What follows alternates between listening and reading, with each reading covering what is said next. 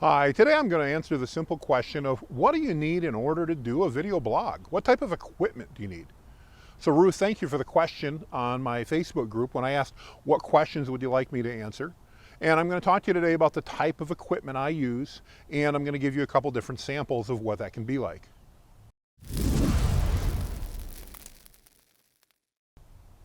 So you're ready to start a video blog, and the question is, what do I need for equipment? It's a great question, and the good news is probably less than you think. So I'm recording this video right now on my mobile phone. I happen to have, I believe it's an iPhone 11 right now, and I'm using it actually in what's called selfie mode, where I can see myself on the screen as I'm recording.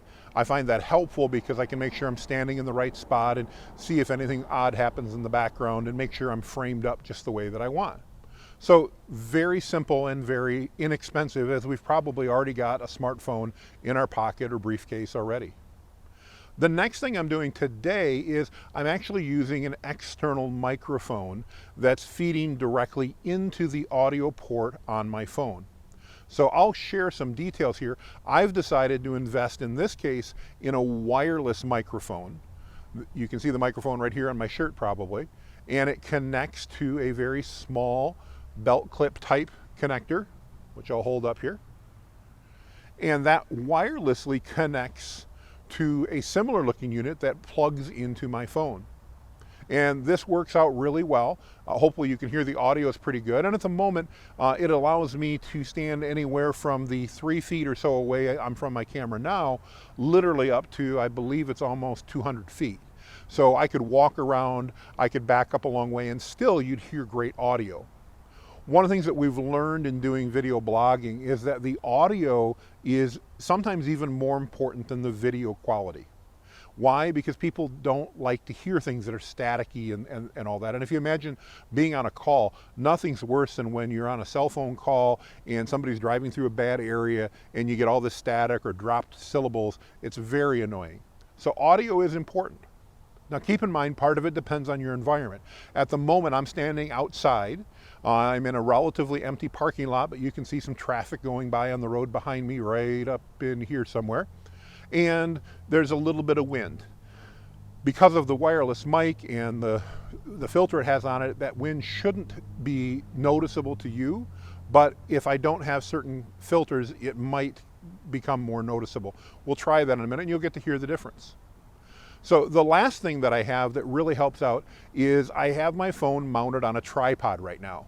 That means as I'm moving back and forth on the camera is not moving. And that gives you a much more stable shot and a better recording.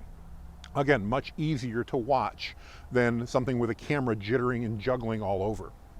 Just to give you perspective, if I were to walk up and I'm going to grab my tripod here, and I'm going to try to hold this instead. So now I'm actually holding the tripod, and I'm trying to do a pretty good job of it. But even this, I'm sure you can sense there's some movement.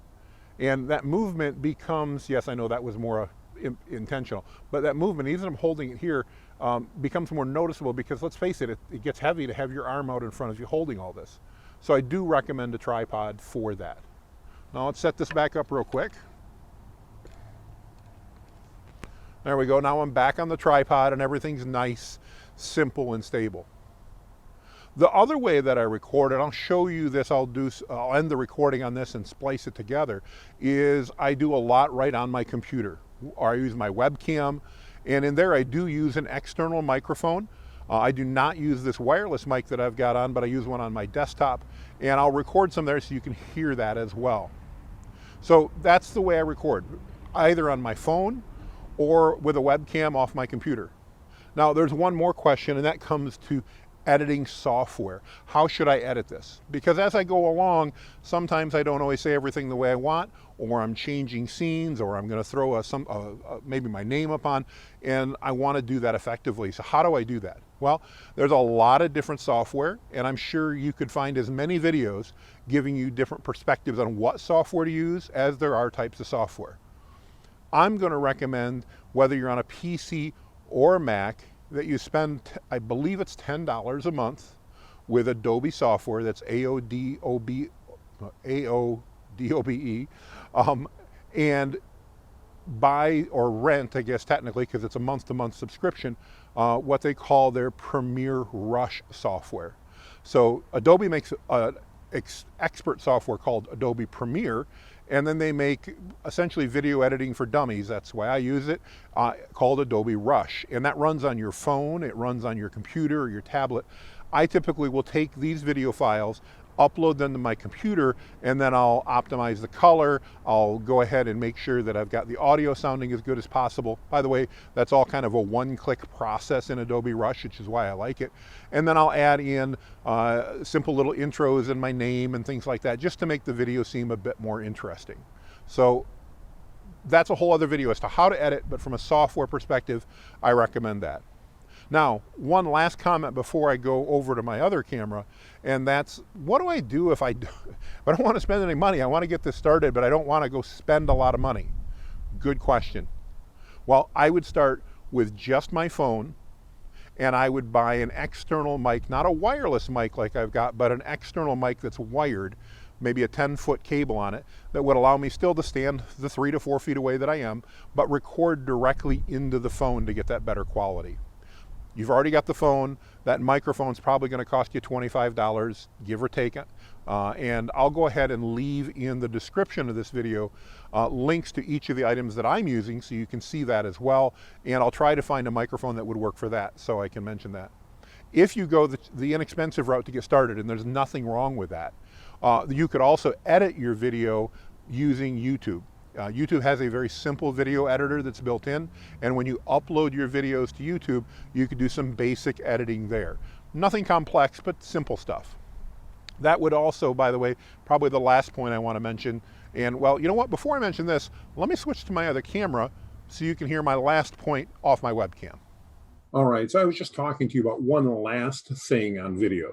Before I tell you that last thing, let me point out now I'm back in my office. I'm actually on a webcam that's connected to my computer, and we're recording through what's called a Blue Snowball external microphone. I'll share some details of what that is so you can see what it is. I obviously could clean my office up a little better, would look better, but hopefully this will give you a little perspective of look and sound. And I do videos this way. In fact, the video that I've done with the most views was actually done using my webcam. So the quality is sufficient, even though maybe not as good, it's sufficient for that work. So anyway, my last tip, once you record video, everybody always wants to know, how do I share that? What do I do with it? Well, I want you to take that video for your video blog, and I want you to either create a Vimeo or a YouTube channel, maybe both, and upload that video there to your channel. YouTube's recommended because it shows up really well in Google search, and it's going to be found there pretty easily. Vimeo is recommended because it doesn't necessarily show, well, let's just say embarrassing videos at the end of your video that you may not want people to see. These are not videos you've created, but videos that other people have created about, well, let's just say various enhancement products and other things that may not be relevant to your audience. YouTube shares videos from almost anywhere. Vimeo is good about only showing videos from your channel at the end of the video. The last thing I would do, well, not last, I guess a couple more things I would do. One, if you have a following on Facebook, I would upload that video to Facebook. Yes, you could share your Vimeo or Facebook link there, but I recommend you upload it, as our studies have shown us that YouTube gives videos uploaded to its platform about a 500% increase in views as opposed to people that just share a video link. And lastly, but certainly not least, I would then, on your blog, which should be your own website, I would take and embed either that YouTube or that Vimeo video on your blog, and I'd then have it transcribed so that Google can read the text of your video while your followers watch the video. So I hope this has been helpful about what to use and how to do it. I'll be sharing some more details, and we'll put this video together, and I'll let you know all the equipment that's included as well. If you've got any questions, please remember, I'm always available for questions, and I'd be happy to answer them. I'm Jonathan with Valor Circle, and make it a great day.